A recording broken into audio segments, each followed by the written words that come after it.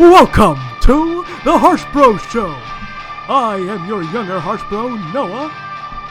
Joined with me today, the older Harsh brother, Ken. And the Nightmare, Nate. And finally, he is Super Saiyan Swami, Eric. Welcome to the HarshBros Show. What's up, guys? My name is Noah. That was great. Yeah. So today is a pretty chilled, relaxed podcast. We are going to have a little fun predicting both the Great American Bash NXT show night 1 and night 1 of Fyter Fest for AEW. So, let's just jump and dive right in. I have the match card pulled up for both shows. We're gonna start with Great American Bash, I guess. This is a very underwhelming wrestling show. In my opinion. Honestly. I've said that motion.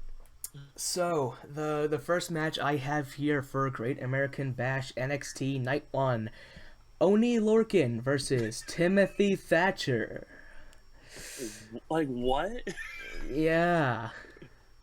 Like, I said this earlier. I think this is like a main event match. Like the show main event. Right. A main event. This is main event caliber.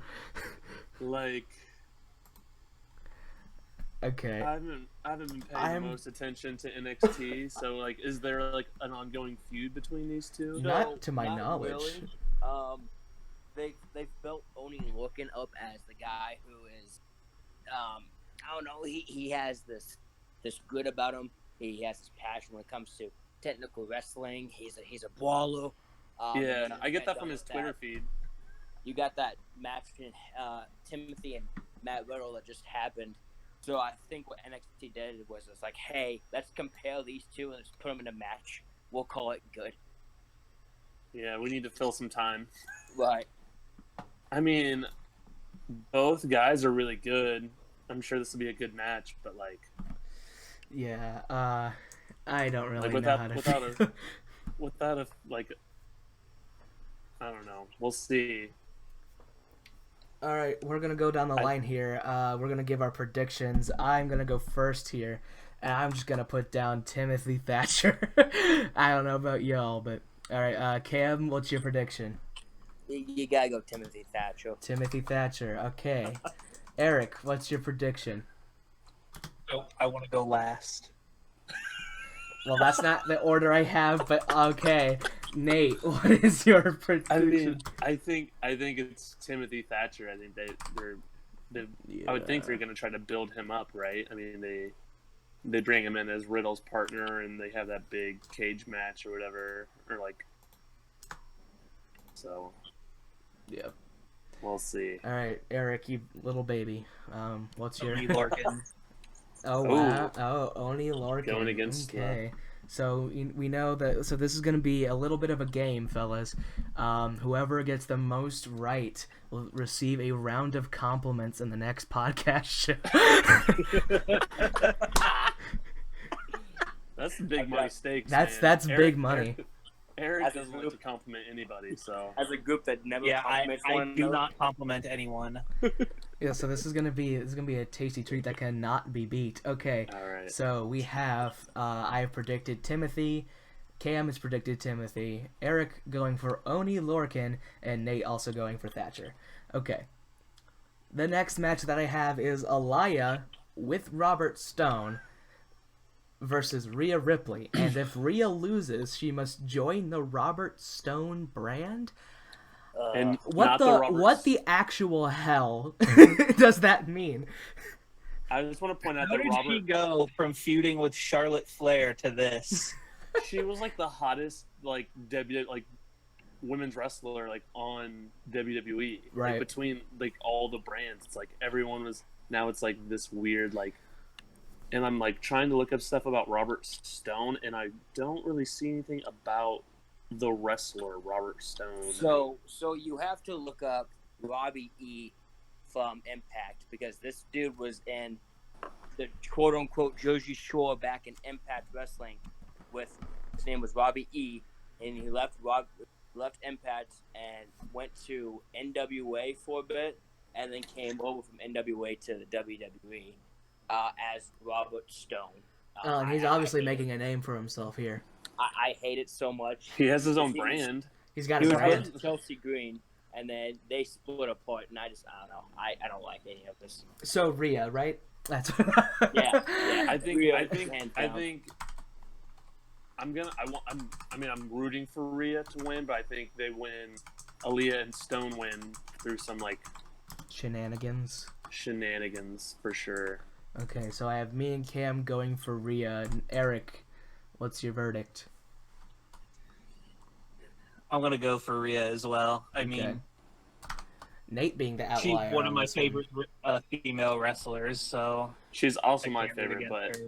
but in terms of predictions, I think this weird what exactly is his brand? I'm trying to I don't get it. Yeah, I don't really understand what the Robert Stone brand like, is supposed It's to not. be. What is this, like a legal binding contract? Like, can't she just drop the brand? You know how like Yeah, anything like, else you can't, goes. like- Like if you're being like, this is, sponsored, like- you can just drop a sponsor. yeah, like he owns her now. This is kind of weird. Yeah, Like, I gotta don't. think about it. Yeah, I don't And want to like, think is about all it. are all of his clients women? Because that's what it seems like. So is And it even like, then, is he a pimp? Like that's kind of fucking gross, right? It seems like a weird gimmick. Because like MVP has like his like thing on the main roster, and like Titus had that kind of thing, same thing, right? Titus, Yeah, whoa, Titus whoa. Worldwide. Yeah, Titus Worldwide. And now MVP has that same sort of like thing. I like I don't know MVPs though. I don't know. I kind of did. I mean, I like Titus as well. I thought they could have gone Yeah. far with that stuff. They just never like material. They don't. We won't get on a side tangent. All right. Anyways, Everyone knows what we're hinting at. I don't think we need to say it. We'll stay on Anyways. topic. but okay. anyways, this is a weird match. Yeah, Hopefully, Rhea wins, and that whole storyline just dies. goes away. Yeah. So the next match I have is a non-title match. It is Sasha Banks versus Io Shirai. Ooh, I think this might be the best match Actually of the sounds night. like a really, that sounds like a really interesting match. I mean, yeah, this actually seems like one of the most interesting of the night. Yeah, I think it'll be. I'm surprised it's not for the title. Seeing that it's not for the title, I think Sasha wins through like cheating her and Okay, Bailey. so Nate is going for Sasha here. I am going to say I'm still gonna go with Io, even though it is a non-title match. I don't want Io to look weak. This is just this is wishful thinking, but I'm hoping Io, at least looks strong by the end of this night. As this is like a quote-unquote pay-per-view, I don't want Io to lose, Yeah, I mean, I think when they have these weird non-title matches, just so the champions lose, or like, like if the champion's fighting, I feel like the belt should be on the line. Like, what other reason do they have to fight other than to defend their title? Right, but then there's like the thing with like, well, Sasha Banks isn't an NXT. Why should she fight for it? But then you go back to, well, Charlotte, You want it? Yeah, it's like whatever. Charlotte just kind of set a bad precedent. Yeah, I mean, the titles in general, like I get like the women's tag title going through NXT as well. I get that I like that idea because it's not just like a main roster NXT or like a main roster tag team championship. It's for all women, so like it doesn't belong to Raw or SmackDown. Neither should it be excluded from NXT. So I like that. Well, it's like NXT went from being like the developmental league to being like a third brand. Yeah. Like all of a sudden, because they were like, oh, we're on cable television. We need to have people that. Right, we're the black and gold brand. It's like we need to have recognizable names come and be on the show ever so often to like draw in views, and it's like, Yeah, no. You know, you have a lot of talent that is kind of being overshadowed. All right, Cam, who do you predict in this match? I've got to go Io. I mean, I don't want her to lose because it's just you just put the title on Io, and you're gonna bring back up the NXT champion after Charlotte after what she did to the title. I just think Io is the best place to go. Yeah. Eric, what is your prediction here? I'm gonna go with EO. You're gonna go Nate, the outlier again. Damn. Yeah.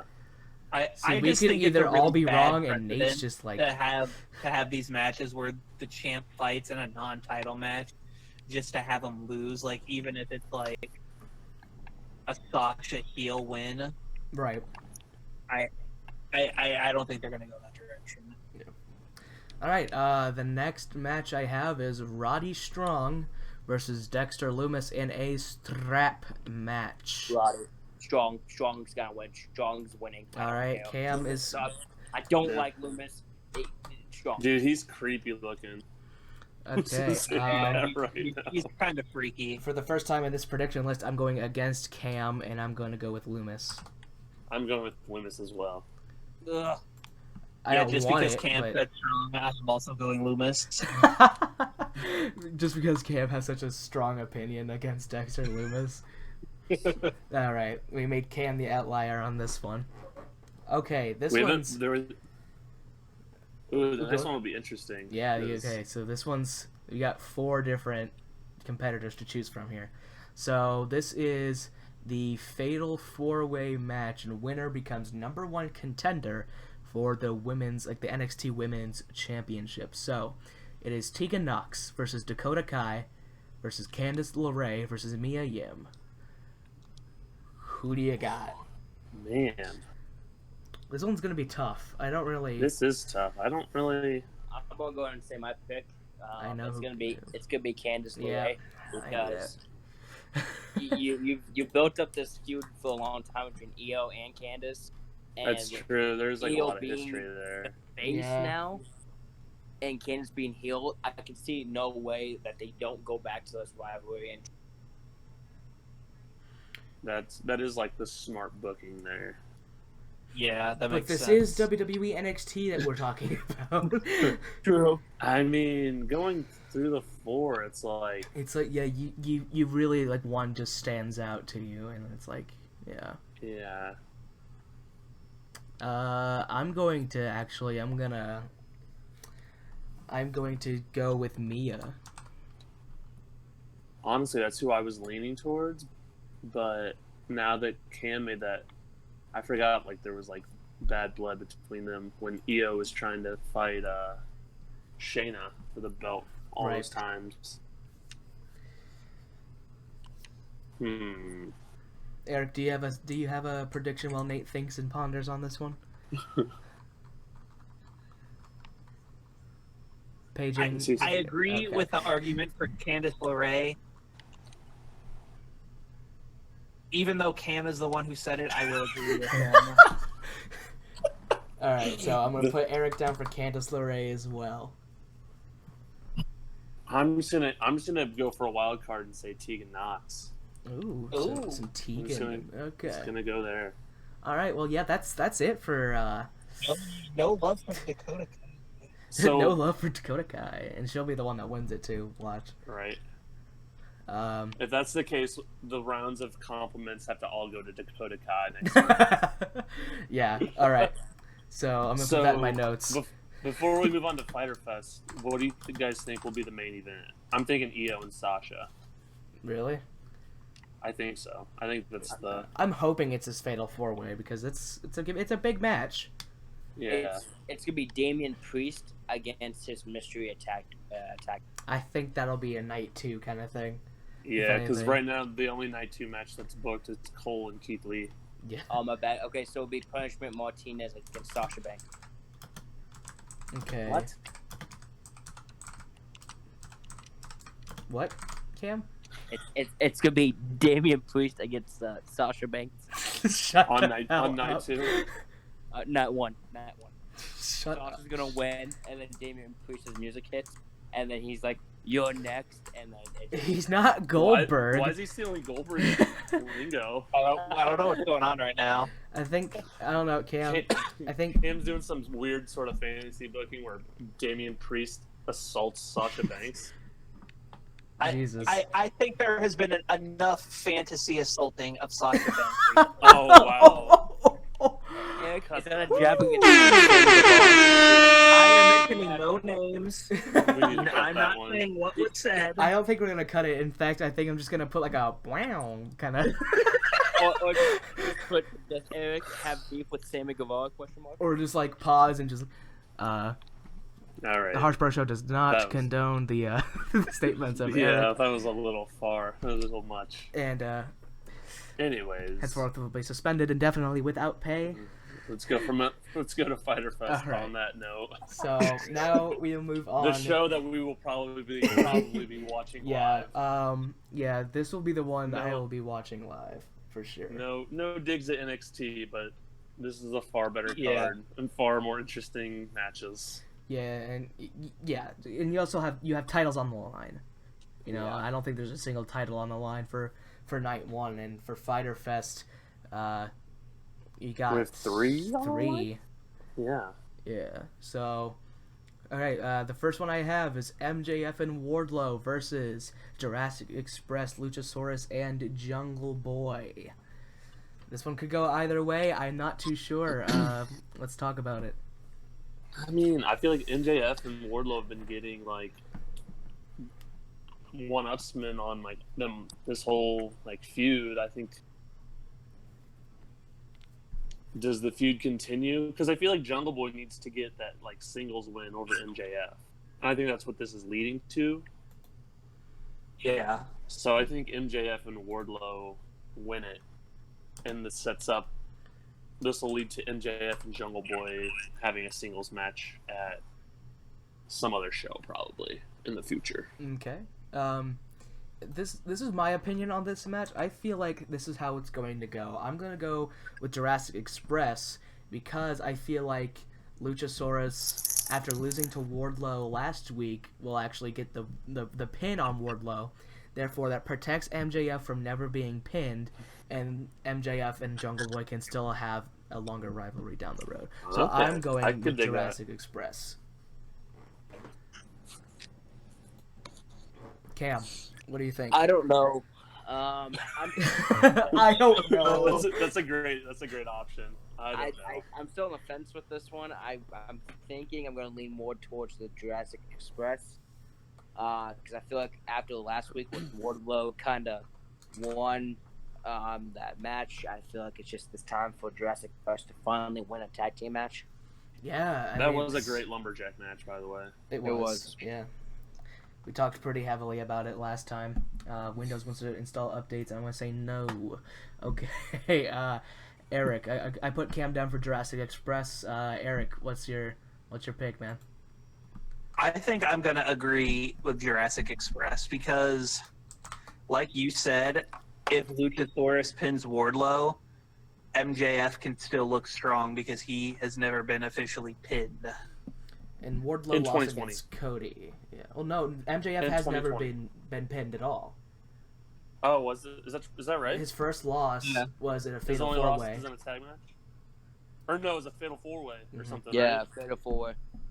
It was fatal four-way. It was Hangman, MJF.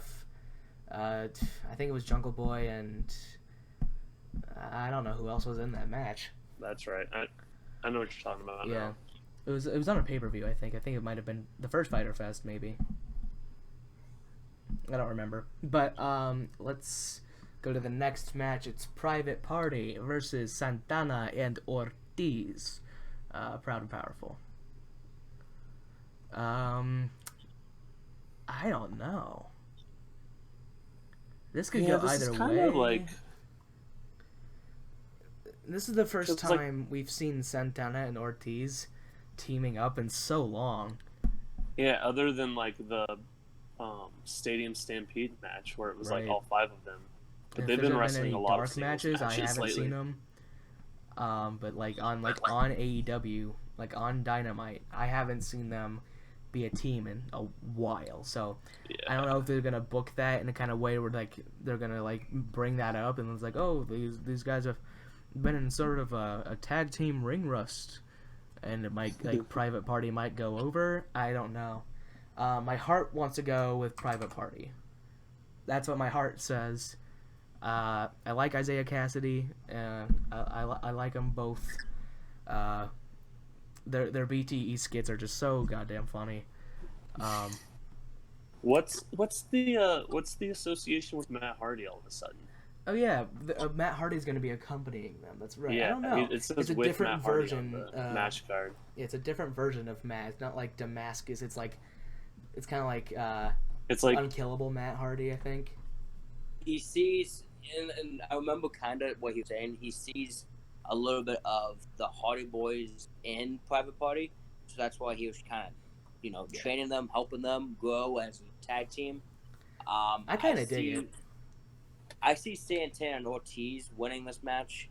I just, with them being off for a while, I think that somehow there's gonna be something going on. Some interference is gonna happen. I just think Pride and Powerful. Yeah, I think Pride and Powerful wins as well. Okay, I'm gonna put Nate down for Proud and Powerful. Eric, who you got?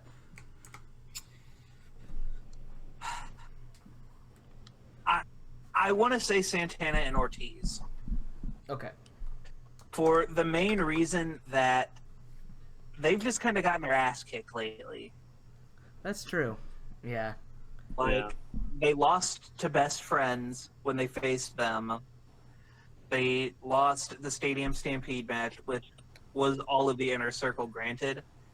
But I really think Santana and Ortiz just need to get back into that win column. Yeah, and That's let's valid. not forget Matt Hardy beat both of them in that. Yeah. Yeah, it's like 1-on-2. He did defeat them. All right. So we got that out of the way. All right. Now we're on to the championship matches. Not to get off topic, but MJF's loss was at Fyter Fest against Paige, Havoc, and Jungle Boy. It was Havoc. That was the other one. I wasn't sure, but yeah. MJF wasn't pinned though, right? No, I don't believe so. He wasn't a part of the loss. I think it was Hangman that pinned Havoc, I think. Yeah, one of the either him or Jungle Boy. Yeah. All right. Now we got 3 championship matches on this card. We've got Hikaru Shida versus Penelope Ford for the AEW Women's Championship. Hikaru Shida for sure. Yeah, for sure. I don't think there's going to be any disagreement on that here. Well, I'm going Penelope Ford. Yeah. I've got to. I think Kip Sabian gets involved, and that's what causes Ford to lose.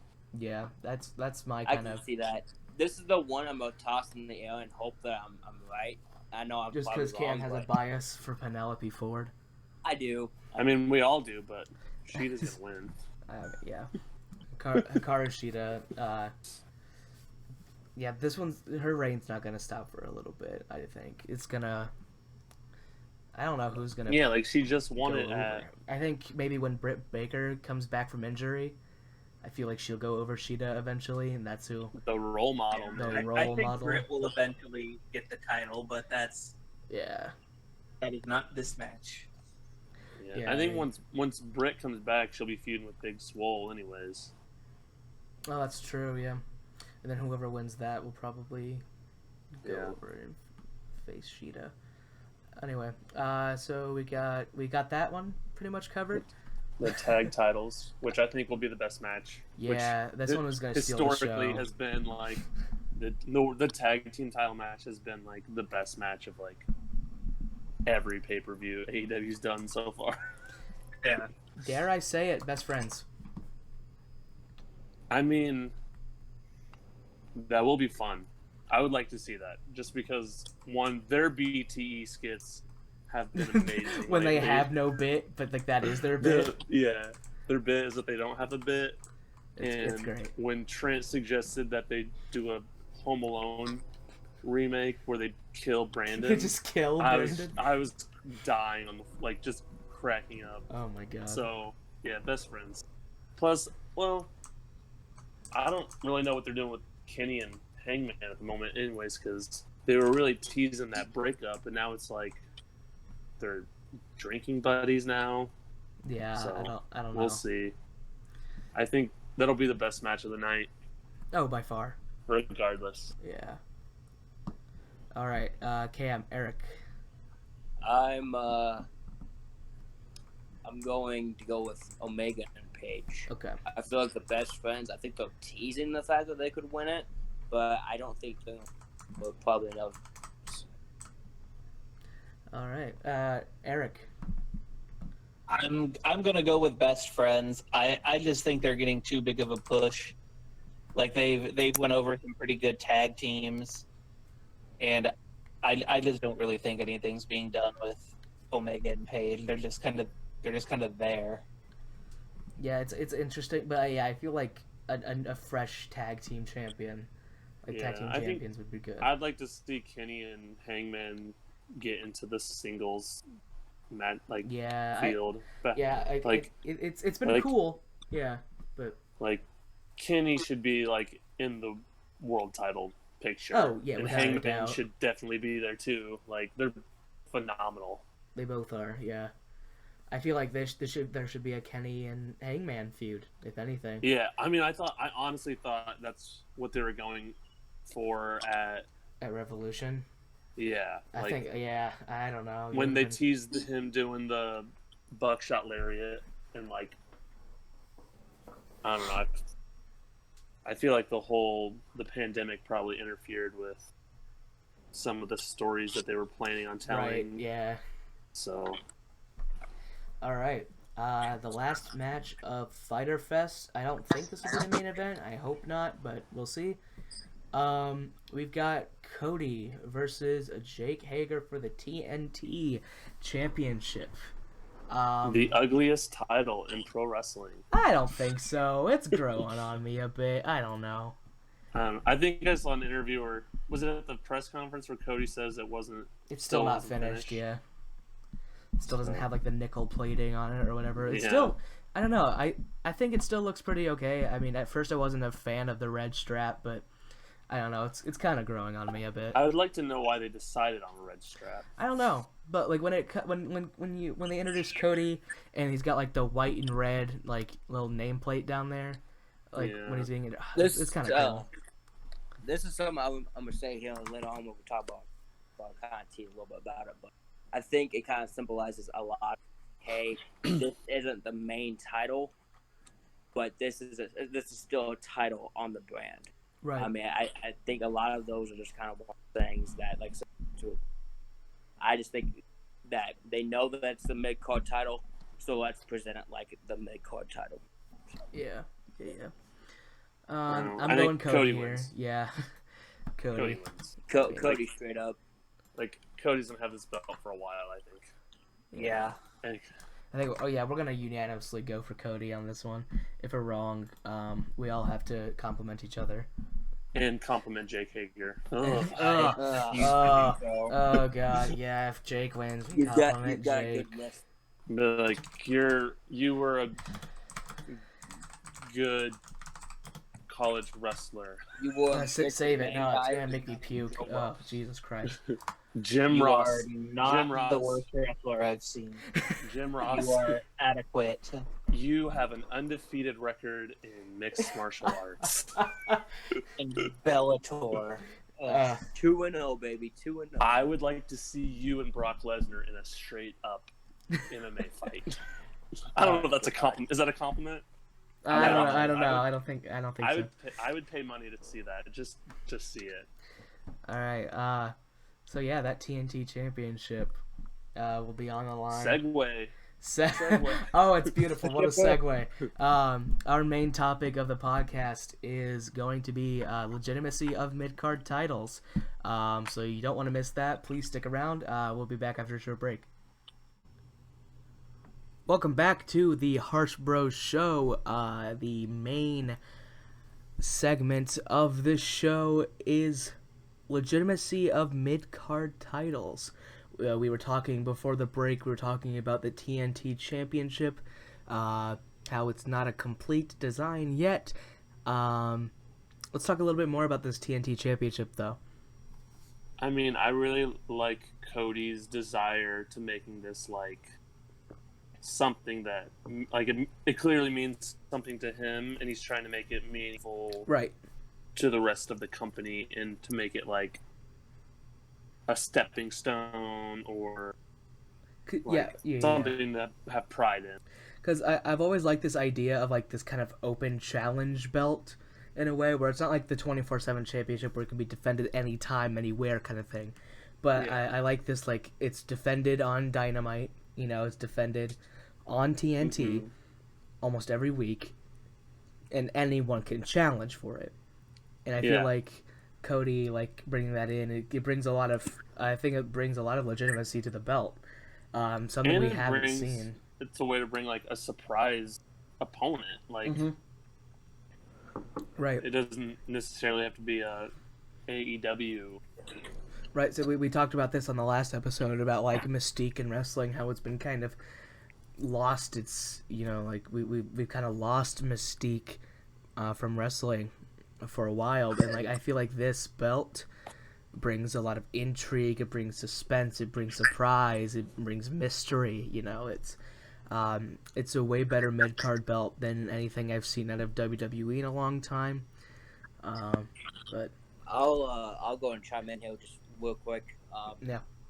The mid-card title to me growing up was always kind of cool because I always watched, TNA, so the X Division Championship was something I was really intrigued in. And then I guess in the late 2000s, early 2010s, I guess it just got lost in the shuffle with, like, WWE and how Intercontinental and the U.S. title just got tossed around so much. Yeah. A lot of companies and even, fans were just like, I'm done with the mid-card championship. It doesn't mean anything. There's no symbol behind it. I think what AEW is doing right now with the TNT championship, they're bringing it back, and having Cody be the champ is the best thing for mid-card championships in any wrestling promotion right now. Right. I think it's a good idea. Well, like, with my understanding of it, I think, I want to say, like, Stone Cold said this, but, like, with either, like, the U.S. title or the TV title in WCW, you put it on, like, your best in-ring performer, and they go out and, like, have, like, these really great matches for this belt, and it's, like, a sense of pride in the company to, like, have that belt. And I think that's what Cody's doing. It's like, I think every match he's had with that belt, he's cut his forehead open, like... Maybe like, that's why like, it's the red insanely. strap. Maybe that's why it's like, red. Yeah. Like, I think that's his, like, goal is, like, every week go out there and, like, put his money where his mouth is and be like, I'm one of the best performers in the world, and I'm going to go out there and show it. And I think that's what, like, I feel like WWE goes through these phases where it's like, oh, we're going to put the U.S. title on John Cena, and John Cena is going to have the United States title open challenge on SmackDown every week. And then all of a sudden it's like, we're tired of that. We're going to put it on, like, Santino Marella because who cares? Like, right. Yeah, and I like, want to bring that back up. Was it? I don't know what year it was, but when Umaga held the Intercontinental Championship. 2005. 2005? Is that when he was feuding with, like, Bobby Lashley? Yeah, yep. That was when, like, Umaga held, like, an open challenge to anyone in, like, the crowd, basically. Oh, yeah! And it was Santino Marella, and Bobby Lashley helped Santino get the win. While it was a small crowd pop at the time, it was kind of funny. Man, did it kill the belt. It was like... Yeah. Well, wasn't there a absolute time where, like, monster. all the belts just got consolidated into, like, the world title? I don't know. I think so. I think you might be onto something, Nate. I think it was, like, when Triple H was, like, the world heavyweight champion, and, like, he beat, like, whoever had like they combined like the U.S. and the Intercontinental into one, and then like Triple H like beat whoever won that, and then like they didn't have a mid-card title for a while. Yeah, I don't know. Mid-card titles are pretty tricky, you know. What was that, Cam? It was 2007. 2007. Ah, okay. That prestigious belt against Umaga. Umaga. Prestigious, you say. Well, I mean, it does have a lot of history. I'm going to chime in here for a second. Eric's still here. The WWE. Obviously, like the WWE mid-card belts, they have a lot of history behind them. Like the U.S. title, it came from like WCW, and the Intercontinental title, it was held by Ric Flair, and it was built up to these like great heights. I don't know if Ric Flair was ever Intercontinental champion. I think he was, wasn't he? No, I don't think Ric Flair's ever won anything other than like the world title. I don't think Rick was ever an Intercontinental. Well, no, he was. He was an Intercontinental champion, like old Rick. I'm going through. Let me go through the history. Yeah, I was like, I'm gonna pull up the I Intercontinental swear. Championship. Do I just not know my wrestling? No, I don't know. No, that seems like a plausible. He's not. I'm going through the history of it right now. I thought he won it because he was in WWE in the early '90s, the heavyweight champion. Well, look back in like 2007, 2008, because I thought he won it with Evolution. So I thought Orton was. He was the tag champion with Batista. Oh yeah, right. My bad. So yeah, so you might have. I'm a fool. Either way, it was the Ultimate Warrior. I mean, it was a prestigious title though. Like Shawn was the Intercontinental champion. Razor Ramon, like Triple H, Stone Cold, The Rock. Like The Rock and Triple H had better feuds over the IC title than, like. It's late. Don't judge. Anyways, Eric, back to your point. Yeah. Okay. Oh wait, you're right. Ric Flair won it in 2005. That's what I thought. Really? Oh well. Go on, Eric. I'm sorry, Eric. I apologize. Well, hey, turns out I was right. Anywho, what was your tangent? Back to my tangent for the third time. It's been a really prestigious belt, and they placed a lot of value in it, in the fact that the people who are fighting for it placed value in it. Because if it feels like the people who are fighting for the title don't care about it, why would we as fans care about it? Right. And it's like you mentioned with the Umaga and Santina Marella thing, that just makes a fucking joke out of the title. So why should we care at that point? Right. Because Vince wants us to care, damn it. Yeah, well, I don't care if Vince wants us to care. Yeah. Give me a reason as a fan to care. Don't just tell me to. Right. Man, I'm going through this list of like Intercontinental Championships. Go on. WWE, like I was saying, WWE kind of ruined a lot of mid-card titles. Even if you want to consider like the Hardcore Championship, the European, the light heavyweight. I mean, those were kind of, to me, mid-card titles too. They just ruined them and just kind of put them on anybody. While over in NWA, you had the television championship, you have the national championship. In Ring of Honor, you had the Pure Championship. You had all these different titles that were going on against the WWF/WWE at the time. And just with WWE being a big promotion, it just ruined everything. And I still to this day hate the fact that WWE is the end-all be-all when it comes to this type of stuff. Well, I think it's just like the lack of like they don't like book the feuds for those belts to be like meaningful, right? And like I remember watching the X Division matches when it was like Joe and Christopher Daniels and AJ Styles. And yeah. Those matches were like incredible. Wherever that match was, where they held the belt like above like a bunch of ropes or whatever it was. Yeah, like they would have like the craziest like. That was cool. I don't want to call them gimmick matches, but like. Oh yeah, I mean like. Yeah, gimmick. Like they would have like really crazy things, and like WWE like through the '90s and stuff, like even like through the Attitude Era and like whatever they call it now, the Ruthless Aggression Era, which I feel like they just sort of like made up now because they ran out of like Attitude Era documentaries to air on the network. But it's like through that, like there was some like booking that made the belts mean something. And then now it's kind of just like we put it on someone to like give them a push, and then if the push doesn't work, we put it on someone that's like been a world champion. Right. Like I don't understand why someone that wins the world title would go like regress backwards to fight for a belt that's not the world title. Well, like AJ like, in a way. Yeah. Why is AJ and Daniel Bryan feuding for the IC title when they were just feuding for the world title like? Well, I mean, like it goes back to like the TNT Championship as well. I mean, like Cody was feuding for the AEW Championship a while ago. Yeah, but he lost, and he can't go for that belt. Like that's part of the stipulation, right? Yeah. So like that makes sense. Whereas like,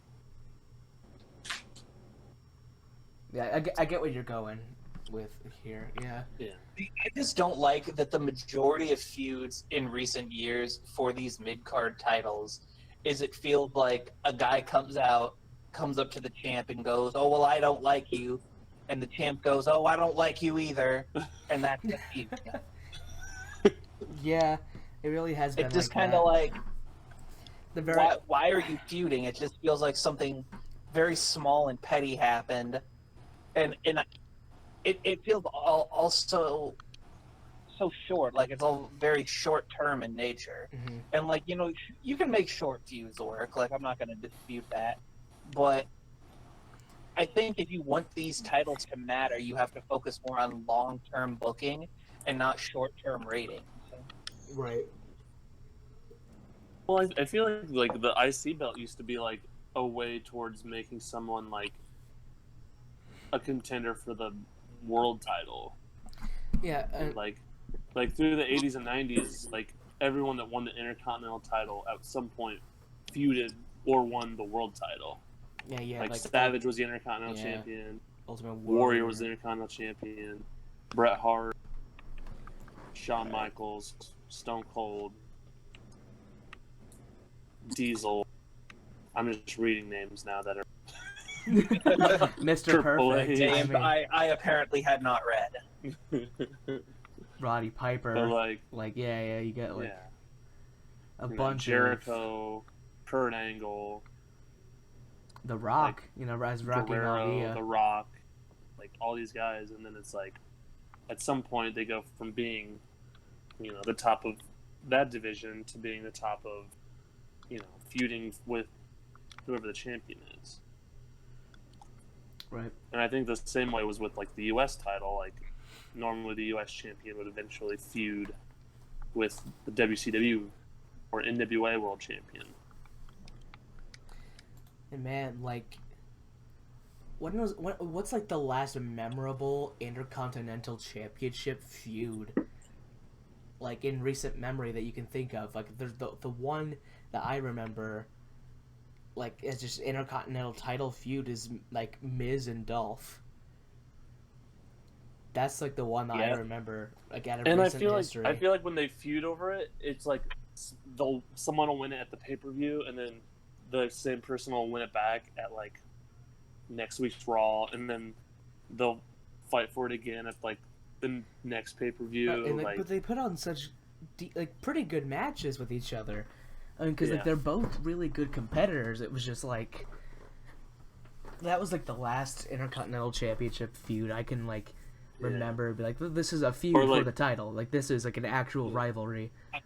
I just feel like they keep putting the titles on people who have held them before, and those tend to be the people who hold them longer, just to I guess pad their record. Yeah, when it's like especially there are a lot of up and comers who could use a title push and kind of get into that picture and showcase their skills. that now just kind of come in and get steamrolled by a guy who's been champion 3 or 4 times. Like, did AJ need to be Intercontinental Champion? Hell no. No, like they could have made Drew Gulak the Intercontinental Champion. Yeah, absolutely. Like him, Absolutely. him and Daniel fighting for it, and then Gulak beating Daniel for it would have done way more for Drew Gulak than it does for AJ Styles. And it does for AJ than it does for Daniel. I mean, Daniel, Yeah, he like, had Daniel's his already moment won in it, the like, sun. Yeah. And then, like, looking at things like Zack Ryder winning it at WrestleMania only to lose it the next night on Raw. Oh, that was the Like, worst. what? I hated that. Everyone hated that, I think. Yeah, like, that's such a that's a horrible thing to do to anybody. Yeah, you give them But, like, their WrestleMania moment, and then you just twist the knife in their back. And, Yeah. like, And alright, then, you lose here's it. another one. The Miz won it he beat Dolph Ziggler at Night of Champions in 2014, and then the next night loses it back to Dolph Ziggler. Like, what's the point Yeah, what's of, the point of that? Oh, here's another one. The Miz winning in 2013 to lose it the next night against Wade Barrett. Yeah. Like, what's the point of, like, just, like, tossing the belts back and forth between, like... Between, like, under 24 hours. Yeah, You know, it's like, I like- can see, like, you know, like, what... I don't know. This is just... Yeah, it's like, It well, really makes it feel like it's not a serious title. And I feel like Right, NXT I mean- does a good job with, like, the North American title. yeah. What you see now, like, Keith Lee's... Which I don't understand, like, the winner-take-all, like... Yeah, that's the problem I do have with them handling the North American Championship, because when it was first introduced, it was really good. You know, you had Adam Cole win it, and Yeah. he held And it it's for a a while. beautiful belt as well. It is. It's a classic, like, design, Yeah. and it's like you had Adam Cole have it, and Velveteen Dream. You know, like fast rising stars within NXT, Mhm. and like even with like Keith Lee, very fast rising. Like, I feel Yeah. like if Adam beats this, he'll go to main roster for sure. Like, same as Matt Riddle. You know, like, Matt Riddle's up there now Yeah. out of nowhere, but like. I mean, I really feel like Keith Lee is his momentum's just gonna keep going up, which I hope. Mhm. Yeah. I was like- He's so good. Like, he needs to be... I would watch him and Drew McIntyre feud for the world title. Like, I right would. now. Yeah, I would, like, right now for sure. But like what they're doing with it now, it's like a winner take all. You're kind of, I don't know, winner take all, like champion versus champion kind of ruins both belts in a sense. I don't know. Yeah, because let's see.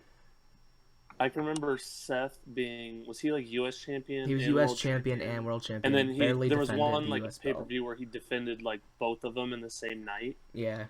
which is I think that's kind of cool. It's like, Well, it's what He's you like, should yeah. do if you expect to win 2 championships. You Yeah, should be it's able. like- You should have to defend. he You was know, like, both I of can them. defend both of them. I'm this good. Like, that's his like. And you can go that route with like Adam Cole or Keith Lee Oh, at that for point. sure. You know, it's like, well, I'm just this strong that I can defend both of these belts. Yeah, like I think what they'll do is I think Cole will win both of them, and then I think O'Reilly and Fish will win the tag titles back, and it'll be like Undisputed Era reigning supreme again. I think that's the move they'll go with. But at what like, point do other- you stop other with the Undisputed Era? You know, it's like, when does it But end? like other instances of like, so like 2002 Triple H, I think, who did he wrestle? It was either like, I'm guessing it was Kane or someone, but Triple H was world champion and he won the Intercontinental title, and then it was unified and then deactivated, is what it says here. Oh yeah. October 2002 at No Mercy. Triple H's World Heavyweight Championship and the Intercontinental Championship was deactivated. But then I think Warrior was Intercontinental Champion when he beat Hogan at Mania and then vacated it. And they had a tournament that Mr. Perfect won for the Intercontinental title. which I guess that's what they just did with Sammy dropping it recently.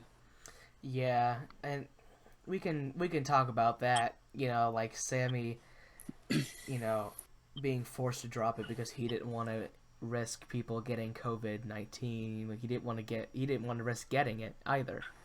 You know, Yeah. like I mean, the man was doing the right thing, and you know you have like you know your world champions and Brock Lesnar who barely show up, but like that's their contract. You know, like that's the nature of the beast, so to say.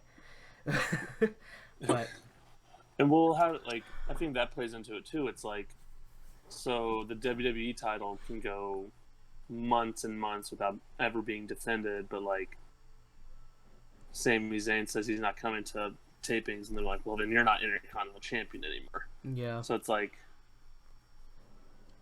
it's a messed Brock up situation. Lesnar can defend his Universal Championship 3 times a year Right. and not ever show up to weekly tapings, but You know, God like, forbid that's that kind this of a title that like no one has been caring about anyway. You know. yeah, God, which I God think forbid. I mean once we get through this, and if Sammy comes back, it's like that's a legitimate feud if with whoever is Intercontinental Champion. Oh, at the and then time. can we talk about the absolute mess that the United States Championship was in, like, these past few months? Like, when Andrade was U.S. champion, the man was on a 30-day suspension because he failed the wellness policy. And you still had him as champion. Oh, right, yeah. He was yeah, I still forgot about champ. that. So you're telling me that he can still be champ for failing your wellness policy, but if a guy wants to like protect like people he knows and people he loves from a pandemic, you're gonna strip him of the title for that? That's really backwards. That's really backwards to me. Yeah, I forgot about that. Yeah, I mean like, well, yeah, because the U.S. title doesn't matter. It really doesn't matter. Yeah. I mean, like, it's great that Apollo Crews has got it now. I mean, like, he's deserved a championship for so long. He should have gotten one in NXT. But Yeah, he wasn't. They didn't even really use him in NXT, No. which is the crazy thing. it was Like, I feel like he wasn't in NXT for very long before he got called up, and he's just kind of like floated around. yeah, he just got shuffled into like the mix, like as like a lot of NXT's like you know like up and comers did. They just got like shuffled around into this. Yeah. We have too many talents because we don't want to let any of them go because they'll go to a different company and do great kind of thing. You know, it's like that's why they held on to John Moxley for so long. That's why they held on to Brody Lee for so long. Yeah. You know, it's like Or FTR. and all these yeah, other guys for sure. they're just a lot of people they're just holding on to because they don't want them to go, and I don't know, they feel like it's gonna ruin their brand, and that could be an entirely different thing. But like the United States Championship has just been a mess, I think. Yeah. And the had, like, funny the thing same is few people. they'll try to compare it, like they'll talk about the history of it and compare the U.S. title to today to like the one from like the NWA and WCW, and it's like it's not even close. That's not even Like- the same belt if you think about it. You know, it's like though it is like quote unquote the same belt, it is Yeah. not. No, it is No. nowhere near what it was like in NWA and WCW. Nowhere near it. Yeah. But And then yeah, like, and then also don't forget WWE also has the cruiserweight title, which has been right. Yeah. negated to NXT. Which Man, that was a when mess, they did too. the cruiserweight invitational, that was like some of the best. Yeah, the Cruiserweight Classic was Yeah, it was like, good. The that was classic, the some- tournament was really good, and then ever since then, it just Yeah, kind of devolved into like. Well, they tried to give it its own show, and it's like they don't really need their own show. No. Just like have them wrestle once a night, like on SmackDown and Raw. What I Like, really how hated WCW did it. with the cruiserweight treatment, I really hated when it was like, oh, we're gonna change to the purple ropes, we're gonna change all Yeah, this. I'm I like, this forgot is about ridiculous. This is a waste of time. I don't Yeah. care. They're just cruiserweights. They're not special. They just weigh less than other people. Yeah. It was ridiculous. It's like, come on. Yeah.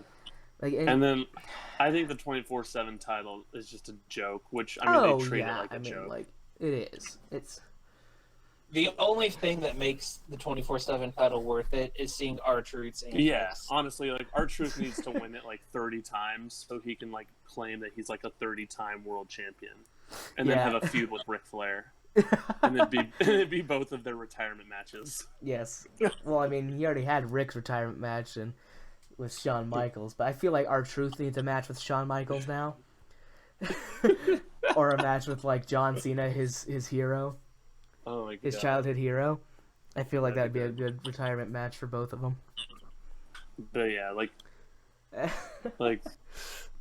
yeah, I feel bad for the cruiserweight. Like the cruiserweight division was like the best part of WCW. Yeah. And like now, like they could do some great stuff with it.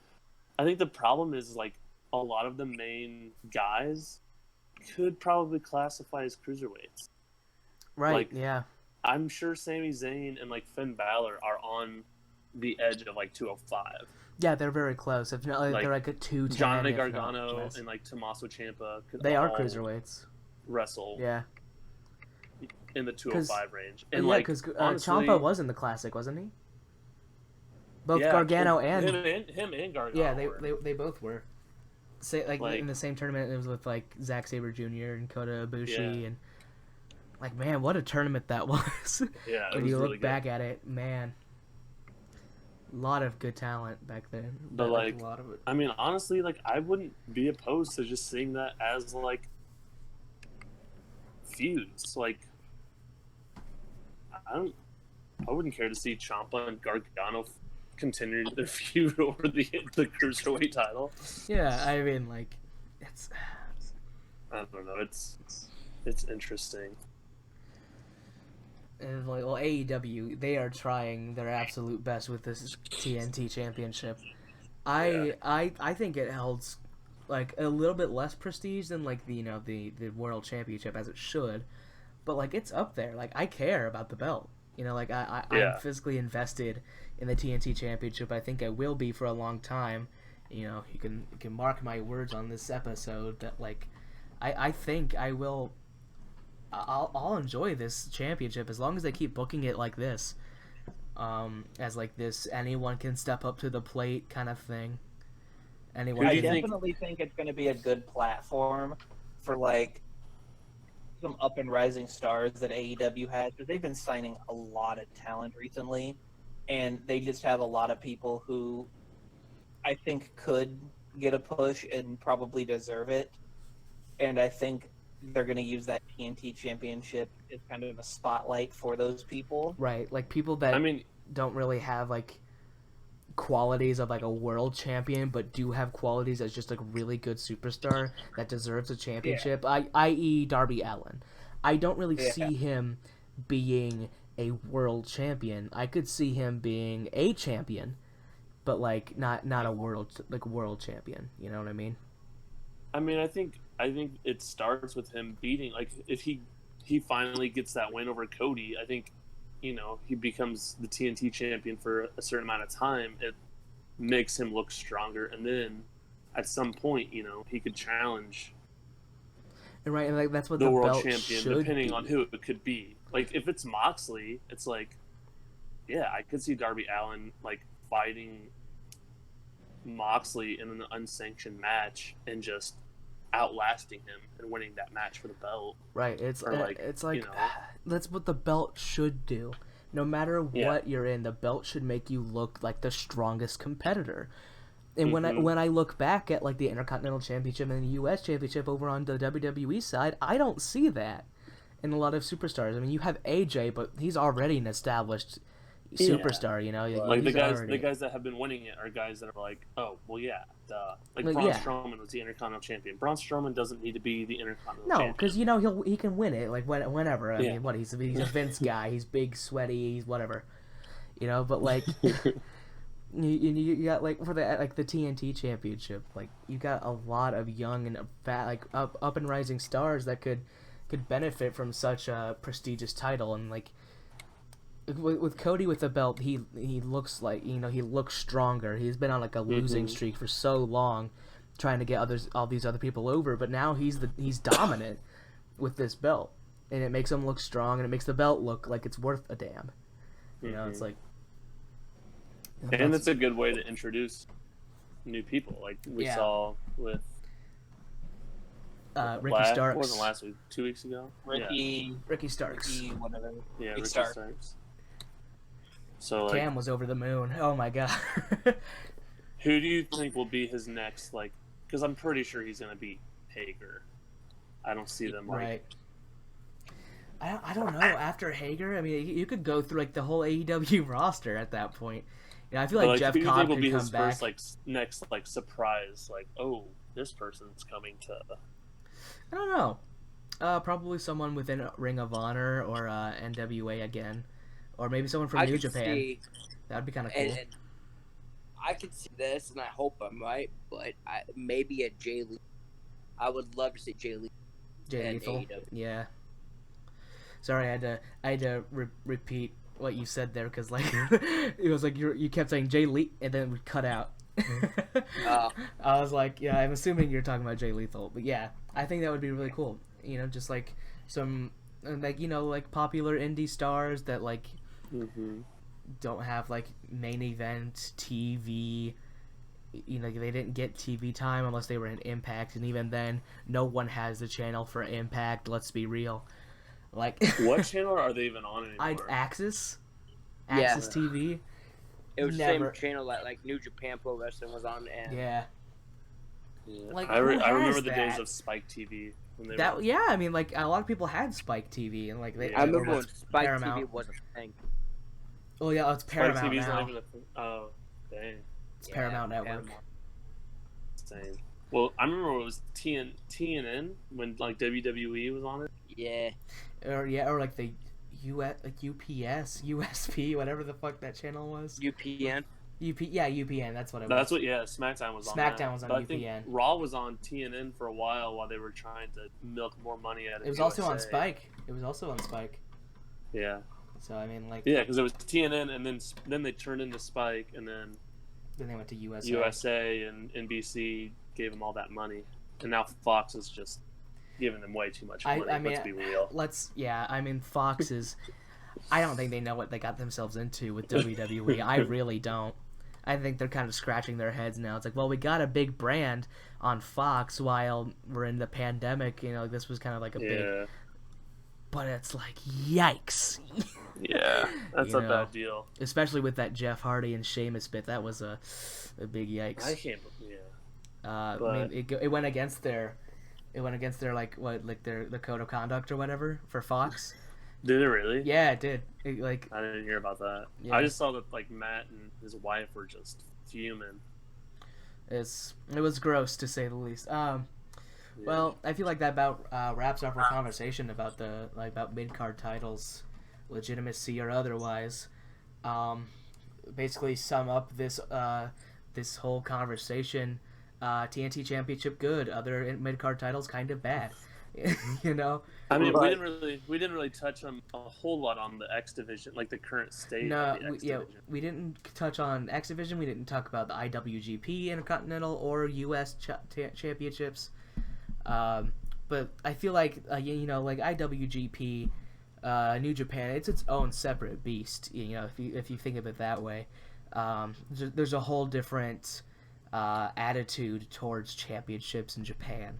That like Western there's world. a whole different attitude towards pro wrestling, right? As well. Yeah, like there's a whole different attitude. That's a whole different beast. We could talk about that later. Like we could talk about it on another show or whatever. But like that's its own beast. So that's why we didn't really talk about the IWGP Intercontinental or US championships.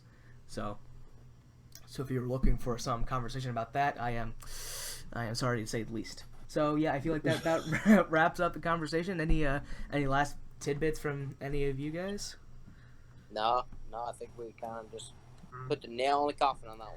Yeah, I feel like that was a good discussion. It felt healthy to get off my chest about my frustrations of the WWE's handling of mid-card titles. It's been grueling to watch, and hopefully they'll do something about it. Maybe take some notes. I feel like we could probably even go on a tangent in their overall handling of championship. Oh yeah, I mean we could. But we'll Yeah. save that discussion for another day. Right. All right. I have been Noah of the HarshBros Show, joined with Cam, the older HarshBro, the Nightmare, Nate, and Super Saiyan Sami Eric. We will catch you next time. Thanks for listening.